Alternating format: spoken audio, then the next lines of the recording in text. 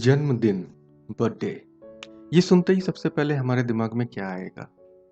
Party, celebrations, get together, gifts, return gifts. यदि आज मैं आपसे एक सवाल पूछूं कि क्या हम वाकई अपने बारे में इतना जानते हैं कि जब हम बर्थडे सेलिब्रेट करते हैं तो जिस लेवल का सेलिब्रेशन होना चाहिए हम उतना नहीं कर पाते हैं। ये अनबिलीवेबल लगे, लेकिन ये एक सत्य है। जैसे ही हम स्वयं के बारे में थोड़ा भी जानने का प्रयास करते हैं, हम जन्मदिन को रिलेट करते हैं अपने स्वयं के व्यक्तिगत बर्थडे के साथ। लेकिन जब हम आपको देखते हैं एक ऐसे समूह के रूप में कि जिसमें लगभग 300 बिलियंस 30 अरब न्यू सेल्स हमारे भीतर जन्म ले रही हैं, तो सोचिए तो हमारी बर्थडे का इंटेंसिटी क्या उस लेवल का नहीं होना चाहिए कि हमारे शरीर में कुछ नया हुआ, कुछ नई संरचनाएं आई जो हमारे जीवन को यहाँ से और आगे लेके जाएंगे। जैसे हम अपने बर्थडे सेलिब्रेशन में लोगों को इनवाइट करते हैं, लोगों को वेलकम करते हैं, क्या हमको इन सेल्स को वेलकम नहीं करना चाहिए? इनके प्रति ग्रेटिट्यूड नहीं रखना चाहिए कि हमारे जीवन में आए? हम कितना लकी और फॉर्चुनेट हैं कंपेयर टू उन लोगों के जो कल रात में सोए लेकिन आज सुबह उठे नहीं और उन्हें इस दुनिया को त्यागना पड़ा, लेकिन हम आज जीवित हैं। और इसका सबसे बड़ा सबूत ये है कि हमारे भीतर अभी भी वो जीवनी शक्ति है, सेल्स का निर्माण हो रहा है जो हमारे शरीर को बनाए रखे। ऐसे 30 अरब नए सेल्स जो हर रोज हमारे भीतर आ रहे हैं, उनके प्रति एक आभार का भाव, उनके प्रति एक वेलकम का भाव होना चाहिए। और वो भाव सिर्फ क्षण का नहीं होना चाहिए, हमेशा रहना चाहिए, क्योंकि उन्हें भी ये महसूस होना चाहिए कि मैं जिस शरीर के भीतर आ रही हूँ या आ रहा हूँ वो मेरा वेलकम कर रहा है।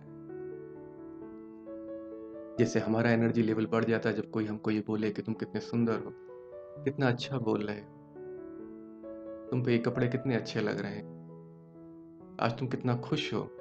सोचिए अगर यही भाव हम उन सेल्स के प्रति रखें और उनको ये बताएं कि thank you for coming into my life,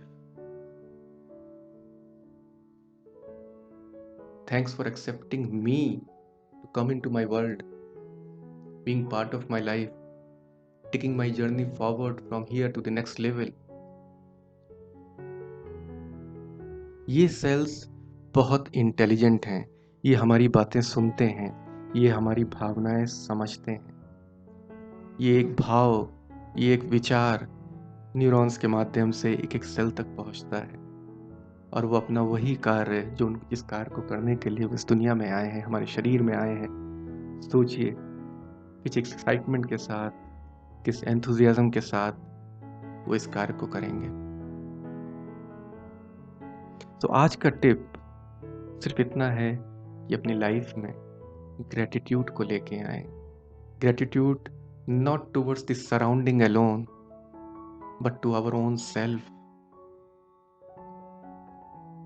to our own wisdom, to our own life, purpose and the objective.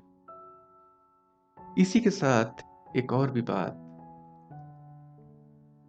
जहां इतने नए सेल्स हमारे शरीर के भीतर आ रहे हैं, लगभग 300 मिलियन 30 करोड़ सेल, ये हमारे शरीर से जा भी रहे हैं। जैसे कोई व्यक्ति इस दुनिया को छोड़ता है तो पीछे लोगों को कितना दुख होता है, संताप होता है। सोचिए जो सेल्स हमारे साथ अब नहीं है, हमारे शरीर का हिस्सा नहीं है, हमारी लाइफ का हिस्सा नहीं है, जब वो हमारे शरीर को त्याग के जा रहे हैं तो किस भाव के साथ हमें उनको विदा करना है। हमसे जो गलतियां हुई हैं उसके लिए हमें उनसे क्षमा मांगनी है कि हमने उनका ध्यान नहीं रखा, साथ में उन्हें धन्यवाद भी देना है कि उन्होंने अब तक हमारा ख्याल रखा। अपनी लाइफ में फॉरगिवनेस को भी एक हिस्सा बनाइए। ये ग्रेटिट्यूड और फॉरगिवनेस का जो ये वर्ल्ड है, ये मिरेकल्स आपकी लाइफ में लेके आता है। इसलिए नहीं कि ये सिर्फ ये भावनाओं के स्तर पे है, बल्कि इसलिए कि इन भावनाओं का असर आपके शरीर पे क्या हो रहा है, एक एक सेल्स के ऊपर क्या हो रहा है। यही सेल्स जो आपकी लाइफ में अलग अलग किस्म की बीमारियां भी लाती हैं, और यही सेल्स जो आपकी बॉडी को, आपके माइंड को, आपके सोल को एनर्जी भी देते हैं।